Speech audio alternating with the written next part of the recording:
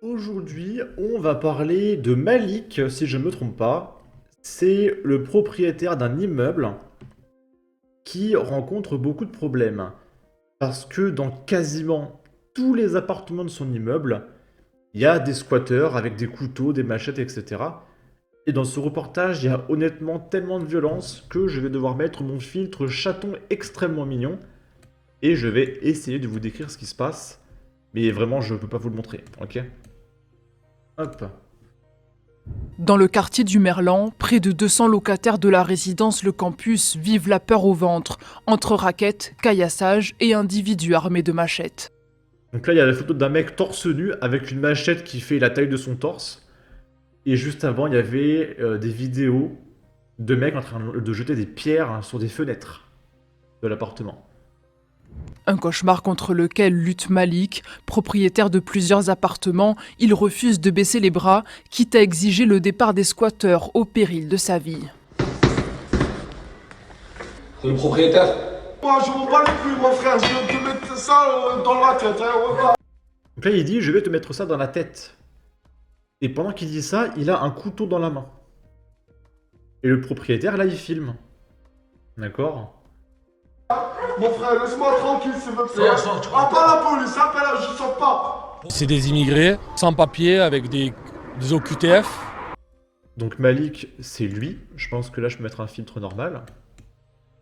Je veux pas me battre avec eux, je veux juste trouver une solution pour pouvoir m'en sortir. Sur 277 studios, une cinquantaine de squats existent. Plus de 140 copropriétaires se battent avec leur association pour ne pas laisser leur logement se transformer en dépotoir. On soude la porte, on met des parpaings et voilà, on veut éviter qu'il y ait un nouveau squat. C'est la seule façon qu'on a d'épurer, on va dire, ce qu'il y avait et petit à petit de reprendre du terrain. Une guerre de territoire qui a déjà marqué Malik dans sa chair, aujourd'hui livré à lui-même. Lorsqu'on essaye de faire sortir légalement quelqu'un, la procédure n'aboutit jamais. Donc moi je suis pris en otage et par l'État et par les squatteurs. Les squatteurs ont déjà mis le feu à certains biens après médiatisation de l'affaire. Contactée, la préfecture des Bouches-du-Rhône n'a pas répondu à nos sollicitations. Bah oui. Ils ont dû dire pas d'amalgame. C'est insupportable. Voilà, donc ça c'est Malik. Ok. Le squat. Bref. Désolé, je suis un peu saoulé là. Là, vous voyez les onglets qu'il y a en haut là? Je viens de me bouffer genre une vingtaine de news. Là, j'ai plus trop envie de parler, j'ai envie de finir ma journée, je vous avoue. Ici, il y a un internaute, un abonné, qui m'a demandé de réagir à ça. C'est une femme qui se fait dragouiller par une racaille, selon elle. Donc je pense que le mec était en claquettes chaussettes, jogging Adidas, casquette, la totale. Et elle va dire, non mais toi et moi, on joue pas dans la même cour. Parce que moi, je suis une fille normale, alors que toi, t'es une racaille. Et du coup, pourquoi je dois réagir à ça? Bah, c'est en fait parce que elle-même, elle a des codes de racaille. Elle parle un peu comme une wesh-wesh. Et du coup, il y a plein de gens qui disent non mais on lui explique... On va écouter ça. Je vais tenter de pas mettre de filtre anti-droit d'auteur parce que j'ai besoin que vous voyez sa bouche.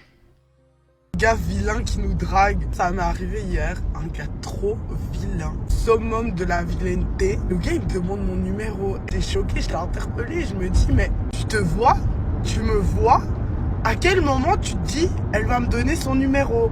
Genre est-ce qu'il me voit vilaine comme lui ou est-ce qu'il se dit bon, je suis tellement désespéré que on sait jamais. Parce que là, c'est trop. Tu peux pas me dire que moi, comment tu me vois là et toi, comment tu te vois là. T'imagines que c'est possible. La fille là va te donner son numéro. Tu peux pas, c'est pas possible. Les gars vilains là, avant de nous demander notre numéro, avant d'essayer de nous draguer, remettez les choses à leur place. Regardez la fille là comment elle est. Regardez-vous comment vous êtes. Après, vous analysez la situation, vous réfléchissez et de là seulement, peut-être que vous allez demander son numéro. Il faut arrêter. À un moment, je me suis même remis en question. Je suis partie devant le miroir, je me suis regardée, je me suis dit, mais est-ce que je suis vilaine comme lui là pour qu'il ose?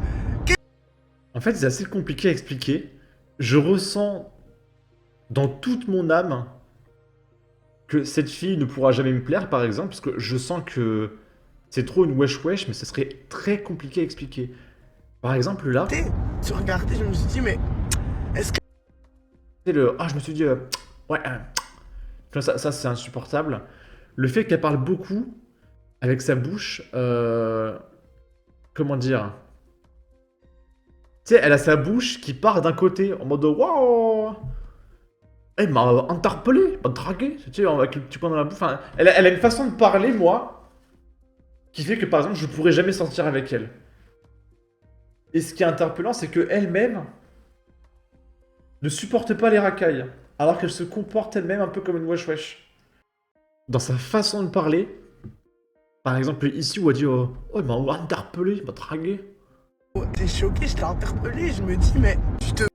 Dans sa façon de parler, tu vois que c'est pas non plus une fille normale. Elle est pas non plus au niveau de racaille, tu vois. Mais elle est entre les deux, entre la racaille et la personne normale.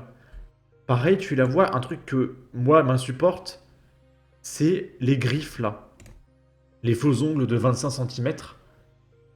Enfin, ce qui est assez rigolo, c'est qu'elle fait une vidéo pour clasher les racailles et qu'elle dise tu me regardes, je te regarde, c'est incompatible. Tu peux pas me dire que moi, comment tu me vois là, et toi, comment tu te vois là. T'imagines que c'est possible. Bah, à ta façon de parler, à ta façon de te comporter et à tes ongles, moi je peux te garantir que ça me choquerait pas. Hein. Et au contraire, je te vois pas sortir avec un mec normal, qui a un taf, etc. Et du coup, on va voir les commentaires. C'est moi où elle force l'accent. Elle a un drôle d'accent. Voilà, Margot doucement. C'est pas la Ice Spice qu'elle pense être. Hey hey, c'est pas à toi cet accent-là, ces yeux bizarres là. En tant que Renoir, entendre ce genre de guignol des villes me fatigue. Faut qu'elle redescende. Ce ton de merde qu'elle utilise, pour qui elle se prend. Elle a honte d'être blanche ou quoi? Ah ouais, ça se voit, il y a de la bave au coin de sa bouche quand elle parle. Va mettre un appareil dentaire, Johnny Hallyday. Dans 10 ans, même vidéo entourée de chats. Il faut se regarder avant. Elle est pas super belle, elle est juste ok. Sa voix me fait peur. C'est même pas une 2 sur 10. Non, en vrai, physiquement, elle est ok. C'est vraiment son comportement, en fait, qui est un peu interpellant. Et bref. En tout cas, n'hésitez pas à donner votre avis, votre opinion, à partager, liker, commenter. Ça aidera au référencement de la vidéo sur YouTube. Abonnez-vous, suivez-moi sur Twitter. Et à la prochaine pour de futures vidéos. Ciao!